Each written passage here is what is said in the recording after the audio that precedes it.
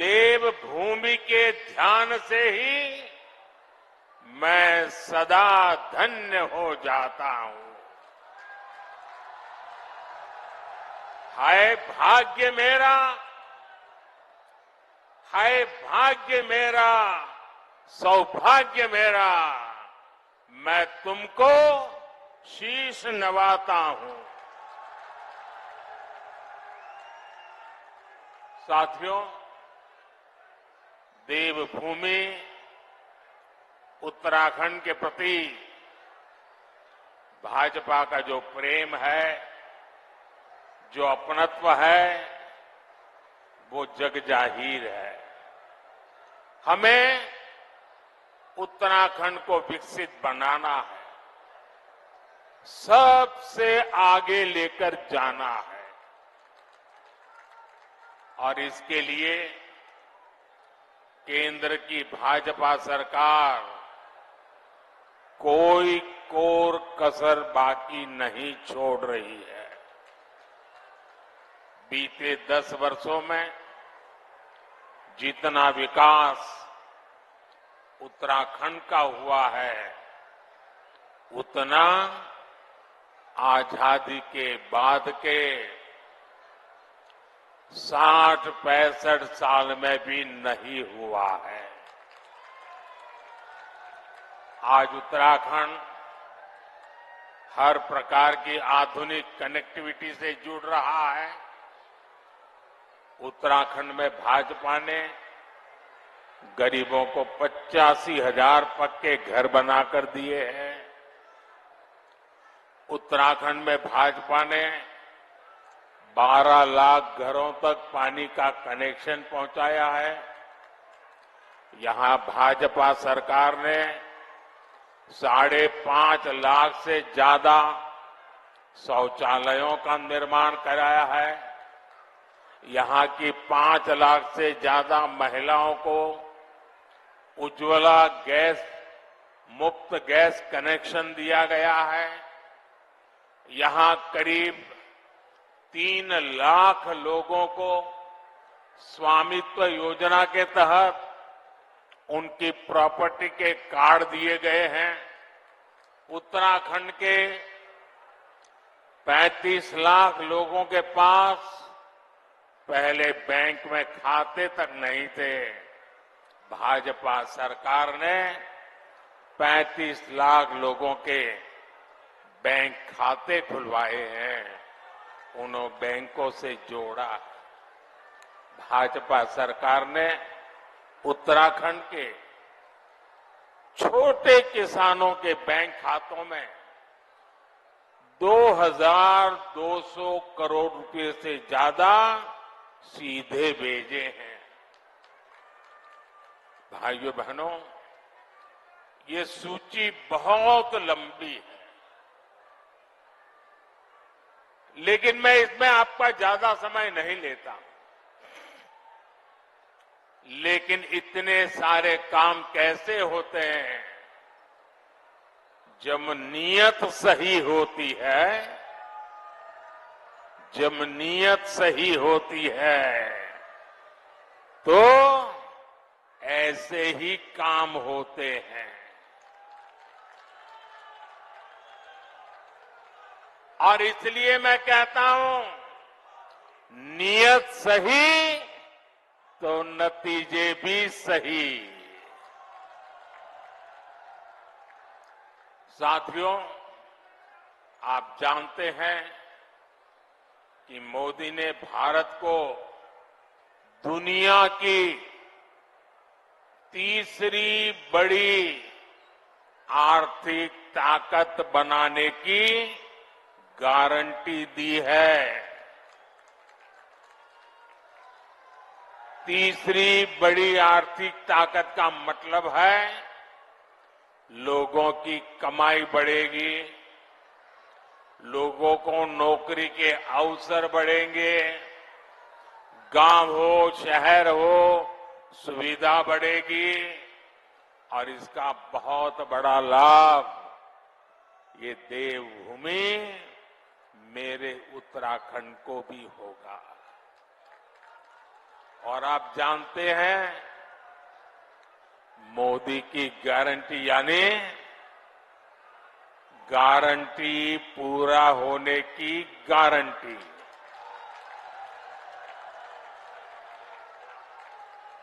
अब याद कीजिए, मैंने आपसे कहा था कि यहां एम्स का सैटेलाइट सेंटर बनेगा।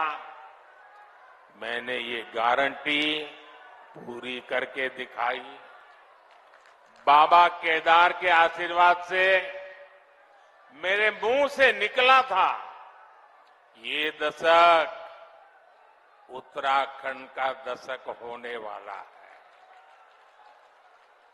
कमल निशान पर पड़ा आपका हर वोट इसी संकल्प को और सशक्त करेगा। साथियों, मोदी की गारंटी ने उत्तराखंड के घर घर में सुविधा पहुंचाई है, लोगों का स्वाभिमान बढ़ाया है। अब तीसरे टर्म में आपका ये बेटा एक और बड़ा काम करने जा रहा है। मेरा लक्ष्य है आपको 24 घंटे बिजली मिले, बिजली का बिल 0 हो,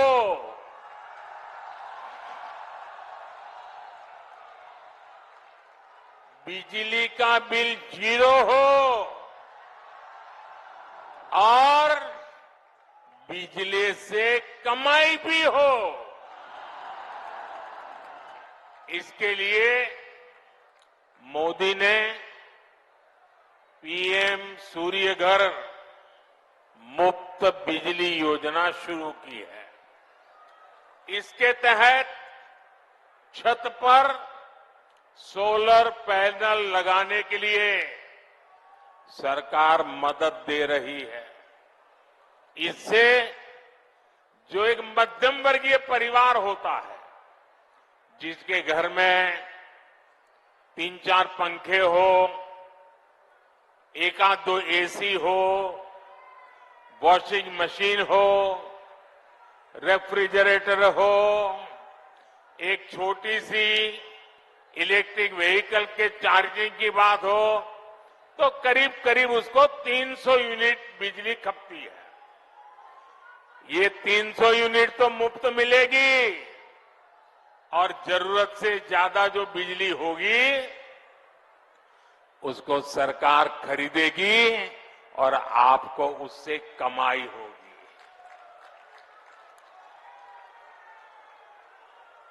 क्या आप इस कार्य योजना का लाभ लेंगे? जीरो बिल वाली योजना का लाभ लेंगे? तो उसकी एप्लीकेशन कर दीजिए। उसका एप्लीकेशन का काम चालू है।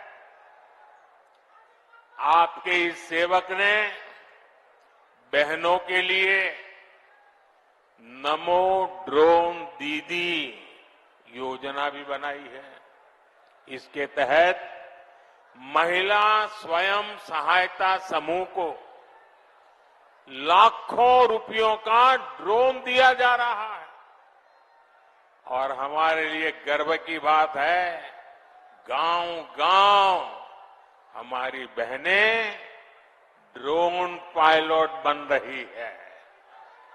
इसका भी बड़ा लाभ यहां देवभूमि मेरे उत्तराखंड की बहनों बेटियों को भी होगा।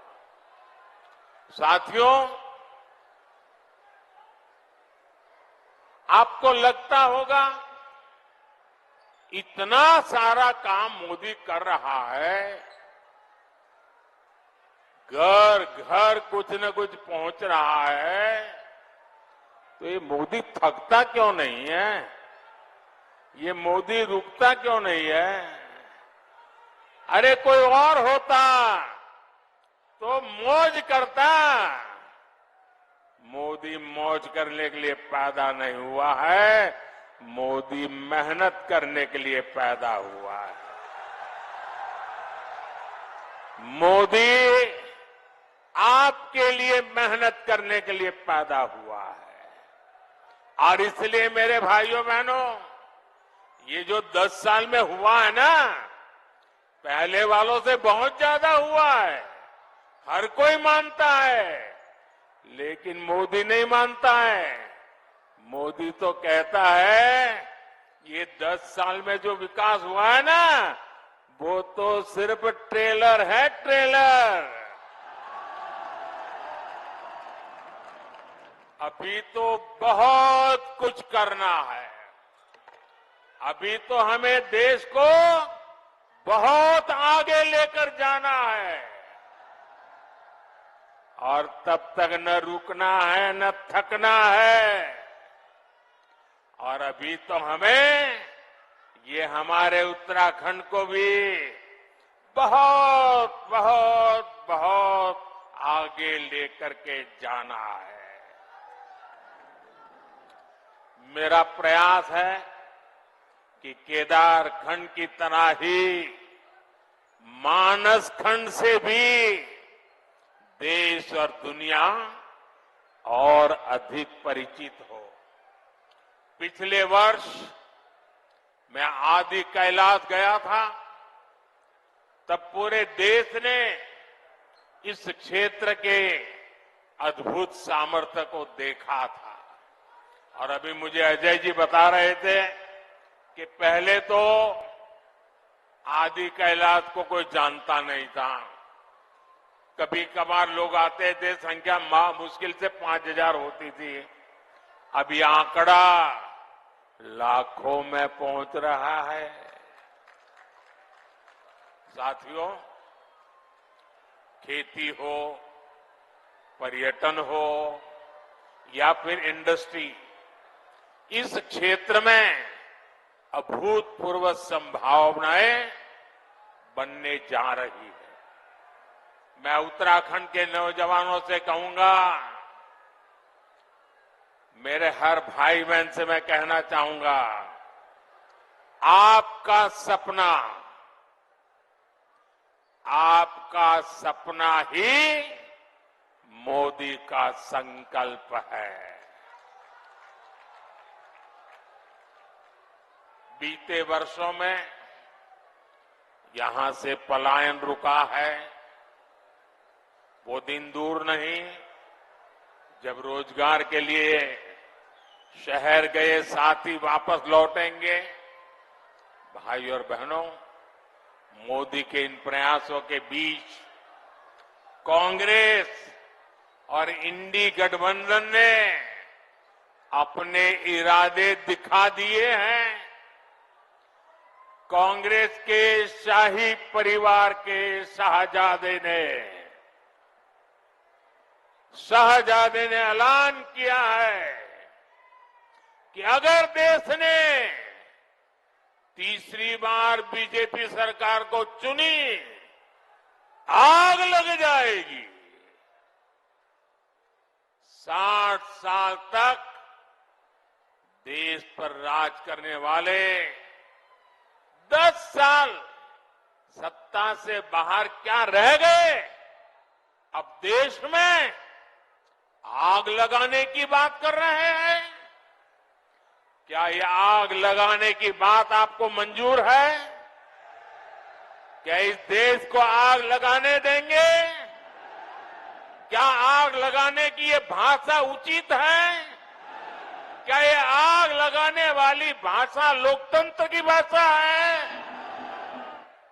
ऐसे लोगों को सजा करोगे? पक्की सजा करोगे? चुन चुन करके साफ कर दो। इस बार इनको मैदान में मत रहने दो भाइयों।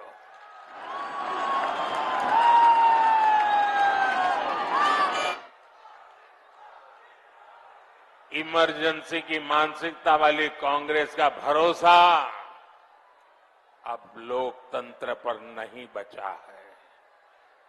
इसलिए वो अब जनादेश के विरुद्ध लोगों को भड़काने में जुट गई है। साथियों, कांग्रेस भारत को अस्थिरता की तरफ ले जाना चाहती है, अराजकता में झोंकना चाहती है। कर्नाटका में कांग्रेस के एक बड़े नेता ने दक्षिण भारत को देश से अलग करने की बात कही, दो टुकड़े करने की बात कही। आप मुझे बताइए, देश के टुकड़े करने की बात करने वालों को सजा मिलनी चाहिए कि नहीं मिलनी चाहिए? सजा मिलनी चाहिए कि नहीं मिलनी चाहिए? सजा मिलनी चाहिए कि नहीं मिलनी चाहिए? लेकिन कांग्रेस ने क्या किया? सजा देने के बजाय कांग्रेस ने देश को बांटने की घोषणा करने वाले को चुनाव का टिकट दे दिया। उत्तराखंड के लोग भूल नहीं सकते कि इसी कांग्रेस ने देश के वीर सपूत स्वर्गीय बिपिन रावत जी तक का अपमान किया था। ऐसी कांग्रेस से देशभक्ति की भाषा, उनकी देशभक्ति की बातें किसी के गले उतरती नहीं है। साथियों, कांग्रेस तुष्टीकरण के दलदल में ऐसा धंस गई है कि कभी देश हित का सोच ही नहीं सकती। यही कांग्रेस है जो घुसपैठियों को बढ़ावा देती है, लेकिन जब भाजपा सीएए के माध्यम से मां भारती में आस्था रखने वालों को भारत की नागरिकता देती है, तो कांग्रेस को सबसे ज्यादा तकलीफ होती है।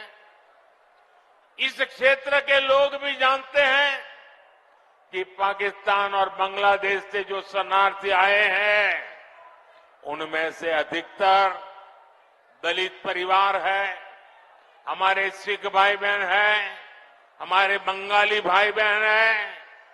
लेकिन कांग्रेस इन लोगों को नागरिकता देने का विरोध कर रही है।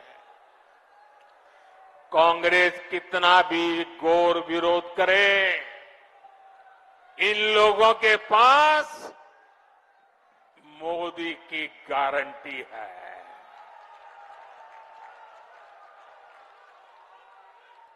और मोदी की गारंटी यानी गारंटी पूरा होने की गारंटी। साथियों, इस धरती का संबंध तो गुरु नानक देव जी, गुरु गोविंद सिंह जी और उदासी संत गुरु रामराय जी से है। कांग्रेस ने देश का ऐसा बंटवारा किया कि गुरु नानक जी की उस पवित्र धरती हमसे छीन गई। दशकों तक अपने गुरु को हमें दूरबीन से देखना पड़ा। अब जाकर बीजेपी सरकार ने करतारपुर कॉरिडोर बनाकर लोगों की जिंदगी आसान की है। कांग्रेस कमजोरी न दिखा दी तो हमारी सीमाओं पर नजर डालने की किसी की हिम्मत न होती, इतने बड़े सीमा विवाद न होता।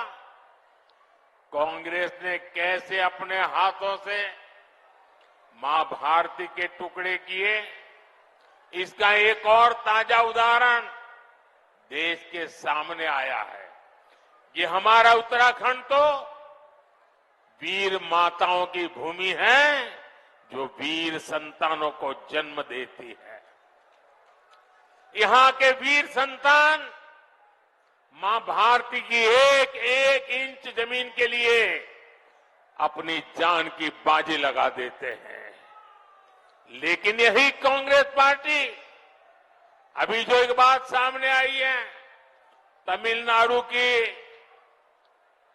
बात तो तमिलनाडु की है, लेकिन ये वीरों की भूमि है, मातृभूमि की भक्ति क्या होती है उत्तराखंड को सिखाना नहीं पड़ता। उत्तराखंड के लोगों को भी ये कांग्रेस का गुना जानना जरूरी है। तमिलनाडु के पास समंदर में एक कच्छा द्वीप टापू है, द्वीप है। वो द्वीप भारत का हिस्सा था, लेकिन कांग्रेस ने उसको श्रीलंका को दे दिया। अब इस द्वीप के आसपास भी कोई भारतीय मछुआरे गलती से चला जाता है तो उसे गिरफ्तार किया लिया जाता है, जेल में बंद कर दिया जाता है। आप मुझे बताइए, ऐसी कांग्रेस जो भारत के टुकड़े करने के उनके नेता बात करते हो, जो कच्छ द्वीप को दे देते हो, क्या वो देश की रक्षा कर सकती है? जरा पूरी ताकत से बताइए, देश की रक्षा कर सकती है? क्या कांग्रेस देश की रक्षा कर सकती है? भाई और बहनों, कांग्रेस ने तो देश के सीमावर्ती गांवों को भी देश का आखिरी गांव मानकर वहां विकास करना बंद कर दिया था। ये भाजपा की सरकार है जिसने सीमा किनारे बसे गांवों को देश का प्रथम गांव माना है, वहां तेज गति से विकास किया है। कांग्रेस की सरकार रहती तो आज भी पूर्व सैनिकों को 1 रैंक 1 पेंशन नहीं मिल पाती, लेकिन मोदी ने सैनिक परिवारों को गारंटी दी थी और इसे पूरा करके दिखाया। आज देश भर के सैनिक परिवारों को 1 रैंक 1 पेंशन के 1 लाख करोड़ रुपए से ज्यादा मिल चुके हैं। इसमें से उत्तराखंड के भी हजारों परिवारों को लाभ हो रहा है। इसलिए ही मैं कहता हूं, नीयत सही तो नतीजे सही। साथियों, 24 के इस चुनाव में अब स्पष्ट रूप से 2 खेमे बन गए हैं। एक तरफ हम लोग ईमानदारी और पारदर्शिता जनता जनार्दन के सामने लेकर के आए हैं। दूसरी तरफ भ्रष्टाचारी, परिवारवादी उनका जमावड़ा है। ये भ्रष्टाचारी मोदी को धमकी भी दे रहे हैं, दिन रात गाली भी दे रहे हैं। अब देखिए क्या खेल चल रहा है। हम हैं जो कह रहे हैं भ्रष्टाचार हटाओ, और वो कहते हैं भ्रष्टाचारी बचाओ। आप मुझे बताइए, भ्रष्टाचार हटना चाहिए कि नहीं हटना चाहिए? भ्रष्टाचार हटना चाहिए कि नहीं हटना चाहिए? भ्रष्टाचार से मुक्ति मिलनी चाहिए कि नहीं मिलनी चाहिए? भ्रष्टाचारी जेल जाने चाहिए कि नहीं जाने चाहिए? भ्रष्टाचारियों को सजा होनी चाहिए कि नहीं होनी चाहिए? ये देश की आवाज है और मोदी आपकी हर आवाज को सुनता है और उसके लिए ताकत भी लगा देता है। लेकिन साथियों, मुझे कितनी गालियां दी जाए, कितने ही आरोप लगाए जाएं, मोदी इनकी गालियों और धमकियों से डरने वाला नहीं है।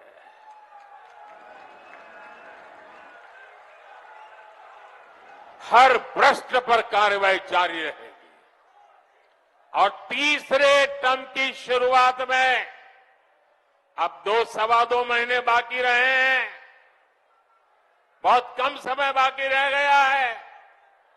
तीसरे टर्म में भ्रष्टाचार पर और तेज प्रहार होगा, ये मैं आपको गारंटी देने आया हूं। भ्रष्टाचार हर गरीब का हक छीनता है, हर मध्यम वर्ग का हक छीनता है, और मैं गरीब का हक, मध्यम वर्ग का हक किसी को भी छीनने नहीं दूंगा। ये मोदी की गारंटी है।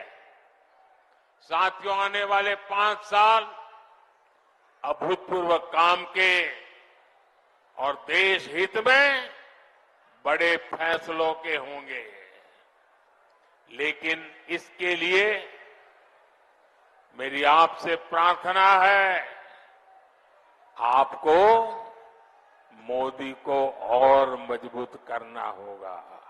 करोगे? करोगे? जरा सबके समय हाथ ऊपर करके बताओ, मोदी को मजबूत करोगे? मोदी को नई ताकत दोगे? मोदी को नई ऊर्जा दोगे? उत्तराखंड की सारी सीटों पर भाजपा को ज्यादा से ज्यादा वोटों से विजय दिलाने के लिए मैं आपसे प्रार्थना करने आया हूं। नैनीताल, उधम सिंह नगर से हमारे साथी अजय भट्ट जी चुनाव लड़ रहे हैं। अल्मोड़ा से हमारे साथी अजय टमटा जी चुनाव लड़ रहे हैं। हमारे और 2 साथी अपने अपने क्षेत्र में हैं। हरिद्वार से त्रिवेंद्र सिंह रावत जी, टिहरी गढ़वाल से श्रीमती माला राजलक्ष्मी जी, और गढ़वाल से भाई अनिल बलूनी जी, सभी को, इन 5 मेरे साथियों को जिता करके उत्तराखंड ये कमल दिल्ली पहुंचाए, यही मेरी आपसे प्रार्थना है, और इसलिए आपको याद रखना है। फिर एक बार